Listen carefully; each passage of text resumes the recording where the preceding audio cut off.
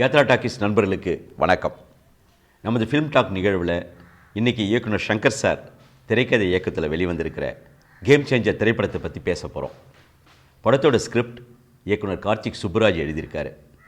கதைன்னு பார்த்தீங்கன்னா, தனக்கு எஞ்சியிருக்கிற கடைசி ஒரு வருட கால ஆட்சியிலையாவது மக்களுக்கு நல்லது பண்ணணும்னு உயிர் பிழைச்சி வந்த முதல்வருடைய மனமாற்றம், ஊழல்கள் செய்து வரும் அவருடைய 2 பிள்ளைகளும் மற்ற அமைச்சர்களும் முதலமைச்சரின் கட்டளையை ஏற்றுக்கொள்ள முடியாத சூழல்.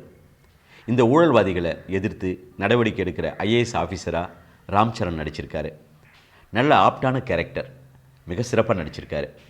முதல்வரின் பிள்ளைகளான எஸ்ஜே சூர்யா, ஜெயராம் நடிச்சிருக்காங்க. எஸ்ஜே சூர்யா வெறித்தனமாக வில்ல நடிப்பை வெளிப்படுத்தியிருக்காரு.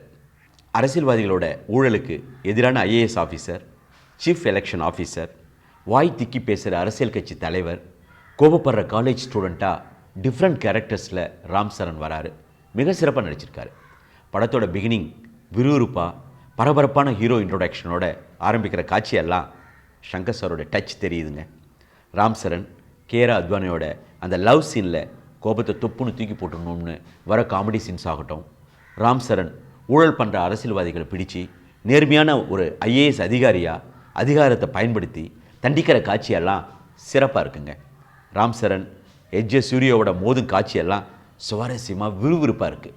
நல்லாட்சி தரணும்னு நினைக்கிற முதலமைச்சர் மக்களுக்கு பணம் கொடுக்காம ஓட்டு வாங்கி தேர்தலில் ஜெயிச்சு ஆட்சிக்கு வரணும்னு நினைக்கிற அரசியல் கட்சி தலைவர், மாவட்ட ஆட்சியரோட அதிகாரம், எலெக்ஷன் கமிஷனருடைய அந்த ரெஸ்பான்சிபிலிட்டிஸ், தற்போதைய அரசியல் சூழலை அப்படியே இந்த திரைப்படத்தின் மூலமாக வெளிப்படுத்தியிருக்காரு இயக்குனர் சங்கர் சார். அதீத கற்பனை.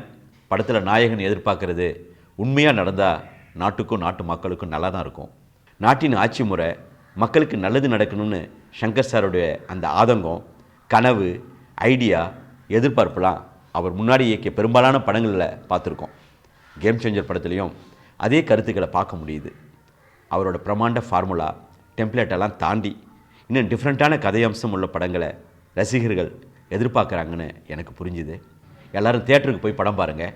படம் கமர்ஷியல் ஆஸ்பெக்ட்ஸோட என்டர்டெயின்மெண்ட்டாக இருக்கும். நன்றி.